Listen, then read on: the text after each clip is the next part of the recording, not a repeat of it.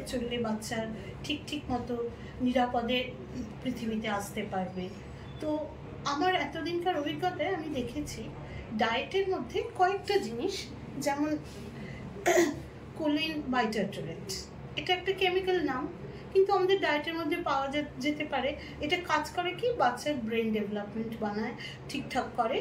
আর প্রিএক্লাম্পসিয়া মানে প্রেগনেন্ট অবস্থায় মায়ের ব্লাড প্রেশার যদি হাই হয়ে যায় তাহলে তো বাচ্চার ভীষণ সমস্যা, সে তার হার্টে চাপ পড়বে, ব্রেন ডেভেলপমেন্ট হবে না।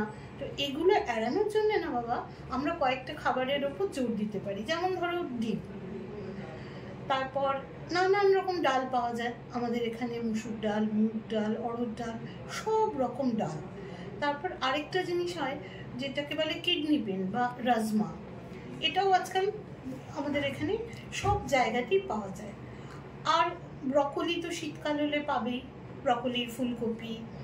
আর কি বাবা, সারা বছর আমাদের বাংলাতে মাছ পাওয়া যায়, যার যে মাছটা ভালো লাগে। এই সময় অনেকের একটু মাছে গন্ধ লাগে, কিন্তু বাচ্চার কথা ভেবে তো আমাদের খেতেই হবে, তাই না? দ্বিতীয় জিনিস যেটা তোমার খাবারে থাকা দরকার সেটা হচ্ছে বায়োটিন। বায়োটিন কি করে, চুল, নখ এগুলো বাচ্চার খুব হেলদিভাবে বানায়। মায়েরও এই সময় দেখবে চুল উঠে যাওয়ার একটা সমস্যা হয়, নখ ভেঙে যেতে পারে। তো আর কি হতে পারে, যেটা বলতেও খারাপ লাগছে, যে অনেক সময় ক্যান্সারের প্রাথমিক পর্যায়ে এই সময়ই শরীরে কিছু সেল তৈরি হয়ে যায়। এগুলোকে আটকাতে গেলে আমাদের কি করতে হবে, সেই ডিমের কাছে ফিরে যেতে হবে। আর যারা ডিম খান না বা খেতে পারেন না তাদের জন্য নাটস মানে বাদাম, সব রকম বাদাম। আরেকটা জিনিস কখনো ভেবে রেখেছো যে পোস্ত, কুমড়োর বীজ, এগুলোও কিন্তু সিডস হিসেবে বায়োটিন সমৃদ্ধ। কিন্তু কুমড়োর বীজটাকে এমনি খাওয়া যায় না, ওটা একটু ভেজে খেতে হবে। তারপর ধরো মিষ্টি আলু মানে লাল আলু যাকে বলে, আর সব রকম শাক, এতে পেটটাও পরিষ্কার থাকবে, বায়োটিনটাও পেয়ে যাবে, দুদিকেই সুবিধে। 3 নম্বর জিনিস যেটা তোমার ডায়েটে থাকা একান্ত প্রয়োজন সেটা হচ্ছে ম্যাগনেসিয়াম বিসগ্লাইসিনেট।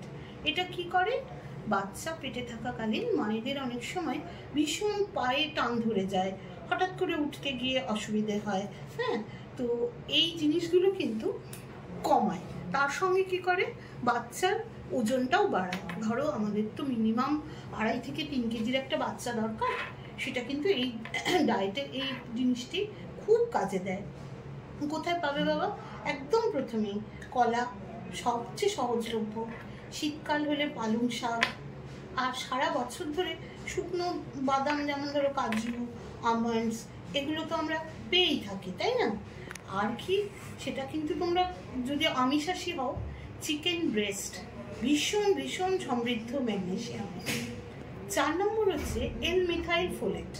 এর কাজটা কি, বাচ্চার যে কোনো জন্মগত মানে ত্রুটি যদি থাকে শরীরে সেটাও কমায়, তার সঙ্গে পুরো 9 মাস বাচ্চা যেন মায়ের পেটে বড় হতে পারে, ওই 9 মাস 10 দিনের পিরিয়ডটা এনশিওর করে। এটা কিসে পাবে তুমি, এটাও তুমি পাবে ডালে, ডিমে এবং সব রকম টক ফলে, যেমন ধরো লেবু, সব রকম লেবু, বাতাবি লেবু, ডালিম, এসবগুলোতে পাবে। আর কি বলতো, একদম লাস্টে যেটা সেটা হচ্ছে অ্যামাইনো অ্যাসিড। অ্যামাইনো অ্যাসিড কী করে, সেটাও বাচ্চার বৃদ্ধিতে সাহায্য করে। আর CKM হলে একদম প্রেগনেন্সির লাস্ট স্টেজে একটা ভয়ঙ্কর সমস্যা হতে পারে, সেটা তোমার ডাক্তারবাবু ভালো বুঝিয়ে দেবেন। এই জিনিসগুলো এড়াতে গেলে তোমাকে কিন্তু মাংস, পোলট্রি মানে মুরগির মাংস, পাঁঠার মাংস, ডিম, মাছ, এগুলো খেতেই হবে। আর যারা নিরামিষাশী তারা কিন্তু দুধ, মাখন, দই এগুলোর উপর নির্ভর করে থাকতে পারে।